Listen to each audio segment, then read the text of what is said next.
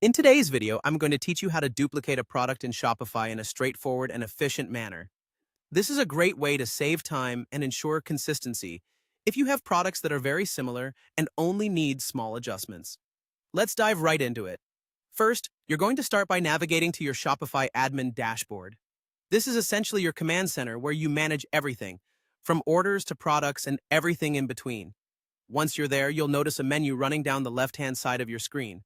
You're going to focus your attention there and look for the option labeled Products. Go ahead and click on that. Now that you've clicked on Products, you'll see a list of all the products you currently have available in your store. From here, find the particular product you want to duplicate. Take your time to make sure you are selecting the correct one, as this will be the basis for your new product. Once you've confirmed the product you wish to duplicate, look to the top right corner of your screen. You'll see an option that says Duplicate. It's pretty straightforward, but make sure you don't overlook it. Clicking it will initiate the duplication process. At this point, you'll be prompted to enter a new product name. Shopify will give you a default name, usually a pending copy to your original product name, but feel free to get creative if you have something specific in mind that better suits your brand or product lineup. This name is what will appear in your administration area and on your storefront, so make it count.